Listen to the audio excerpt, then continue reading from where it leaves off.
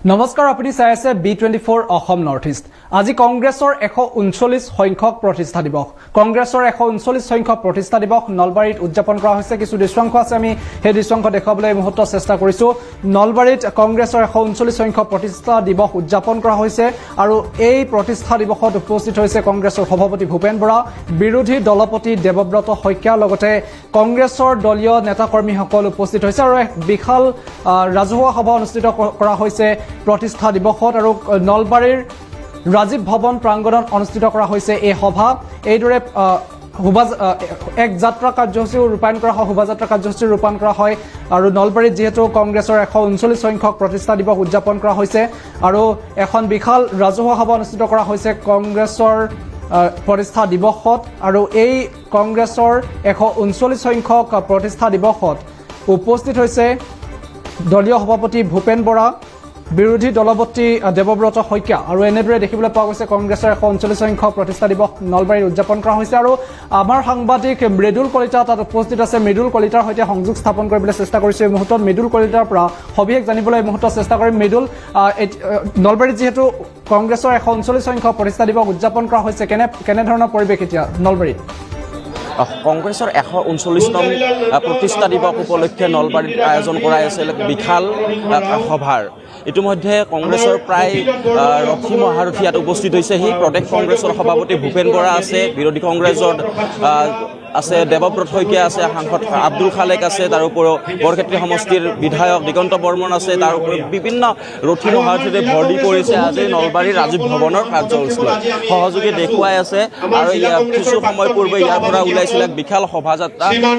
নলবাৰীৰ ৰাজীৱ ভৱনৰ পৰা নলবাৰী চহৰৰ মাজেৰে পদযাত্ৰা উলিওৱা আহিছিল, বিশাল পদযাত্ৰা, যি পদযাত্ৰাত কেইবা সহস্ৰাধিক লোকৰ উপস্থিতি দেখিবলৈ পোৱা গৈছিল। আমাৰ সৈতে কংগ্ৰেছৰ এগৰাকী নেতা আছে ৰাতুল কলিতা। আমি ৰাতুল কলিতাৰ পৰাও পোনে পোনে কিছু মন্তব্য লোৱাৰ কাৰণে প্ৰয়াস কৰিম। আজি কংগ্ৰেছৰ 139তম যি আজি প্ৰতিষ্ঠা দিৱস আৰু ইতিমধ্যে আপোনালোকৰ যিটো পদযাত্ৰা হ'ল, বহু সহস্ৰাধিক লোকে সমবেত হৈছিল। প্ৰথমতে কি ক'ব? চাওক, আজি ভাৰতীয় জাতীয় কংগ্ৰেছৰ 139তম প্ৰতিষ্ঠা দিৱস উপলক্ষে প্ৰথমতে মই ভাৰতীয় জাতীয় কংগ্ৰেছৰ আটাইবোৰ নেতা, যিবিলাক নেতা আমাৰ মাজৰ পৰা হেৰাই গৈছে, তেখেতসকলে শ্ৰদ্ধাঞ্জলি জনাইছোঁ। লগতে আমি আজি গৌৰৱ অনুভৱ কৰিছোঁ, কাৰণ ভাৰতবৰ্ষৰ স্বাধীনতা আজৰি অনা 200 বছৰীয়া ব্ৰিটিছৰ পৰা শাসনভাৰ কাঢ়ি আনি আমাৰ ভাৰতবৰ্ষ এখন স্বাধীন দেশ হিচাপে গঢ়া এই ভাৰতীয় জাতীয় কংগ্ৰেছ দলৰ এগৰাকী সৈনিক হিচাপে মই গৌৰৱ অনুভৱ কৰিছোঁ। লগতে আজিৰ এই যাত্ৰাই এটা কথা নলবাৰীত আমি মানে এটা বাৰ্তা পঠিয়াব বিচাৰিছোঁ যে নলবাৰী সমষ্টিত থাকি নলবাৰীৰ এগৰাকী মন্ত্ৰী, শোষণকাৰী, যি তেওঁ তাৰমানে অত্যাচাৰী, স্বেচ্ছাচাৰী, তেওঁ যেনেকৈ আমাৰ ঐতিহ্যমণ্ডিত হৰি মন্দিৰৰ গৰিমাত কালিমা সনা ব্যক্তিগৰাকী, তেওঁলোকক আমি জনাই দিব বিচাৰিছোঁ, বাৰ্তা দিব বিচাৰিছোঁ যে আপোনালোকৰ স্বেচ্ছাচাৰিতা নচলিব। কংগ্ৰেছ যেতিয়া জাগিছে, যেতিয়াই ৰাইজৰ ওপৰত, জনতাৰ ওপৰত শোষণ কৰা হয় ওপৰৰ পৰা, তেতিয়াই কংগ্ৰেছৰ সদায় জাগৃত হৈ উঠে। আজি পুনৰ নলবাৰীত কংগ্ৰেছ জাগ্ৰত হৈ উঠিছে আৰু আপোনালোকে যে ৰাইজক যেনেকৈ শোষণ কৰি আছে, ৰাইজক যেনেকৈ স্বেচ্ছাচাৰিতাৰে আপোনালোকে শাসন কৰিব বিচাৰিছে, ইয়াক ওপৰাই পেলোৱা হ'ব। আৰু জয়ন্ত মল্ল বৰুৱাৰ দৰে অহংকাৰী নেতাৰ, হিমন্ত বিশ্বৰ দৰে অহংকাৰী নেতাৰ অহংকাৰবোৰ পাগলা দিয়াত নি উটুৱাই দিয়া হ'ব। আগন্তুক লোকসভা নিৰ্বাচনৰ পূৰ্বে কংগ্ৰেছৰ নলবাৰীৰ পৰা এয়া শক্তি প্ৰদৰ্শন নেকি? ডেফিনেটলি, কাৰণ কিয় বহুতে ভাবি আছে, বিজেপিৰ মানুহে কয় যে নলবাৰীত কংগ্ৰেছৰ শক্তি নাই বুলি কয়, কিন্তু আজি চাই লওক যে নলবাৰীত স্বতঃস্ফূৰ্তভাৱে প্ৰতিষ্ঠা দিৱস উপলক্ষে আমি জাষ্ট আমাৰ প্ৰদেশ কংগ্ৰেছৰ সন্মানীয় সভাপতি ভূপেন বৰা ডাঙৰীয়া হৰি মন্দিৰত জাষ্ট সেৱা জনাব গৈছিল আৰু তাৰ পৰা আৰম্ভ হৈ গ'ল যাত্ৰা। তেখেতৰ লগত হাজাৰ হাজাৰ মানুহে আহি তেখেতক লগ দিলে আৰু হাজাৰ হাজাৰ মানুহে আশীৰ্বাদ দিলে। সকলোৱে হিয়া উজাৰি ক'লে যে নলবাৰীৰ সমগ্ৰ ৰাইজ এতিয়া কংগ্ৰেছৰ লগত আছে আৰু বিজেপিৰ যি অপখনৰ বিৰুদ্ধে যুঁজ দিয়াৰ বাবে চব সাজু। হয়, এয়া আছিল কংগ্ৰেছ নেতা ৰাতুল কলিতাৰ মন্তব্য। আমাৰ সৈতে বিৰোধী কংগ্ৰেছৰ দলপতি দেৱব্ৰত শইকীয়া আছে আৰু দেৱব্ৰত শইকীয়াৰ পৰা আমি পোনে পোনে কিছু মন্তব্য লোৱাৰ কাৰণে প্ৰয়াস কৰিম। যাবলগীয়া কথাটোত মোৰ অলপমান অখিল গগৈৰ লগত মতবিৰোধ আছে, কাৰণ কংগ্ৰেছ গাঁৱতে থাকে। আমাৰ যিমান বুথ আছে, আমাৰ বুথ 260খনমান গাঁৱত, বাকী আমাৰতো গোটেই গাঁও পঞ্চায়ত আছে।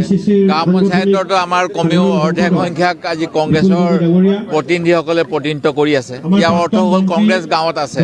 কিন্তু বিজেপি দলে যেনেধৰণে ৰাজনীতি কৰিছে, ঠিক সেই পৰ্যায়ত আমি ৰাজনীতি কৰা নাই, এইটো সঁচা কথা। তেওঁলোকে কংগ্ৰেছৰ সভালৈ কোনোবা গ'লে তেওঁলোকৰ ৰেচন কাটি দিম, আয়ুষ্মান কাৰ্ড কাটি দিম বুলি কয়।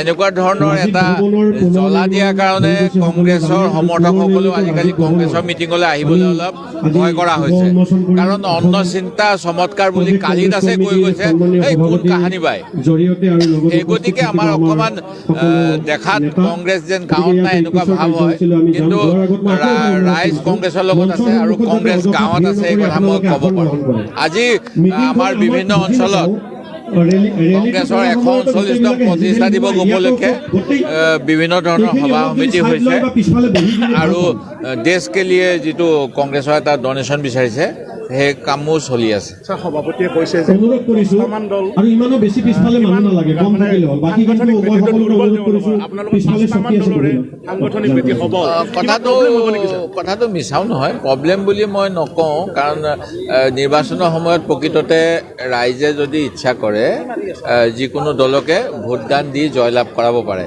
ইয়াৰ উদাহৰণ আছে যে বিজেপি দলৰ কোনোবা এটা সময়ত 5জন হৈছিল কোনোবা দিনত 10জন হৈছিল যি সময়ত অসমত তেওঁলোকৰ বুথ কমিটি আছে নে মানুহে নাজানিছিল সেইখিনি সময়ত তেওঁলোকে 60খনলৈকে আসন পাই গ'ল আৰু তাৰ পিছৰ বাৰো কিন্তু তেওঁলোকে বৰ ভাল কৰা নাই 60খনৰ পৰা তেওঁলোকে যিমানটো শক্তি সঞ্চয় কৰিব লাগিছিল 2016 চনৰ পৰা সেইখিনি নহ'ল এইবাৰো তেওঁলোকৰ মিত্ৰজোঁট চৰকাৰ চলাব লগা হৈছে ইয়াৰ অৰ্থটো হ'ল যে অসমৰ ৰাইজে ভাৰতীয় জনতা পাৰ্টীক যিটো অসমৰ ৰাইজৰ ৰক্তত মানে ভাৰতীয় জনতা পাৰ্টীৰ নীতি আদৰ্শ ইমান ভাল ধৰণে গ্ৰহণ নকৰে আৰু বৰ্তমান সময়ত যিটো হৈ আছে যোৱাকালি অমিত শ্বাহ ডাঙৰীয়াই যিটো কথা কৈছে যে কা আইন বলবৎ কৰিমেই এই বুলি কোৱাৰ পিছত জাতীয়তাবাদী দল বুলি দাবী কৰা অসম গণ পৰিষদ দলে কেবিনেট বৈঠকত বহিলে নহ'ব তেখেতসকলে নিজৰ মন্ত্ৰীসকলে বিধায়কসকলৰ লগত এখন বৈঠক কৰা উচিত আজিৰ তাৰিখত যে তেওঁলোকে যিটো কথা লৈ মাজতে এটা বহুতে নাটক বুলি কয় মই নাটক বুলি নকওঁ কাৰণ নাটক কৰিবলৈ হ'লে আমি MSR হল থিয়েটাৰ হল আপোনালোকৰ যিটো আছে নলবাৰী নাট্য সমিতি নাট্যমণি এইবিলাকত যাব লাগে তেখেতসকলে কিবা এটা ভাবি যোৱা সময়ত মন্ত্ৰীসভাৰ পৰা অলপ দিনলৈ আঁতৰি আছিল আৰু তেখেতসকলক বোলে এটা এছুৰেঞ্চ দিছিল যে এইটো অসমৰ ক্ষেত্ৰত বা অন্যত প্ৰযোজ্য নহয় কিন্তু এতিয়া কৈছে গোটেই দেশতে বলবৎ হ'ব তেনে সময়ত তেওঁলোকে অলপ চিন্তা কৰক আৰু তেতিয়া আকৌ এই বিজেপি দলে যিটো কৈ আছে যে কোনো দল সংগঠন গাঁৱত নাই কোন দলৰ সংগঠন গাঁৱত আছে স্পষ্টভাৱে দলৰ সভাপতি আৰু ৰাইজৰ দলৰ সভাপতি